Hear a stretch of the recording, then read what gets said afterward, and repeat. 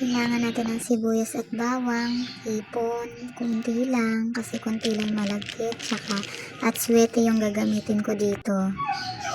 Bell pepper. Bumili ako ng mixed vegetables para tipid. Cooking oil, tsaka pinakuluan ko yung atay tsaka balon-balonan. Tapos nagpainit na ako ng mantika dito. Tapos ilalagay ko yung atswete na pampakulay ng malagkit balinsyana natin. Ayan guys, pumuputok-putok.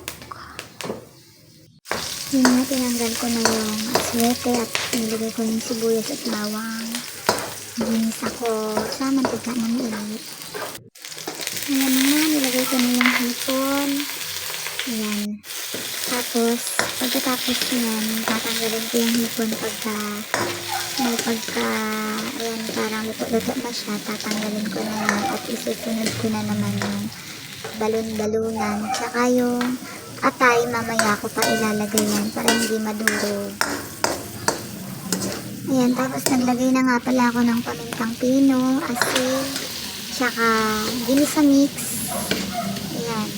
Tapos habang nagluluto po ako niyan, sinain ko na pala sa rice cooker yung malagkit para hindi na ako mahirapan mamaya, para lutong-luto. Tapos nakalimutan ko maglagay ng oyster sauce, konti lang yung nilagay ko kasi tira na lang po yan sa ginawa ko rin nung nakaraan sa sotong gisado.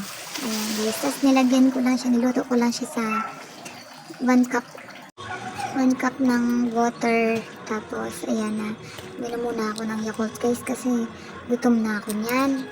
Hapon na ako nagising, upload kayo yung Yakult. Tapos habang naghintay pa ako na lumambot yung balon-balonan, manonood ako ng TV at ayan na nga, charan! Ayan na siya, malambot na siya. Nilagay ko na yung atay niyan guys ha. At tsaka nilagay ko na yung mixed veggies natin na nabili ko lang sa Dali, worth parang nasa 30 plus lang yata siya or hindi umabot. Basta matipid yan guys pag ayan binili nyo. Ayan, tas yung malagkit na sinain ko na sa rice cooker, ayan siya guys. May halo po yan na yung natural lang na rice kasi kunting-kunti lang yung malagkit ko kaya hinaluan ko ng bigas na normal. Saka ayan na nga guys, nalalagay ko na yan sa sahog ng balinsyana. So ayan na nga, happy ako. Tapos may paggiling-giling, giling-giling.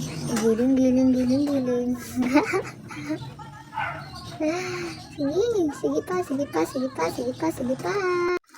Tapos ito na po yung pinalabasan niya. Yung atswete hindi masyadong nagkulay kasi siguro konti lang yung nalagay ko kaya yung itsura niya parang pansit. Pero masarap siya guys, bawi sa lasa. Sarap nga daw sabi ng asawa ko eh. Masarap daw ako, tsaka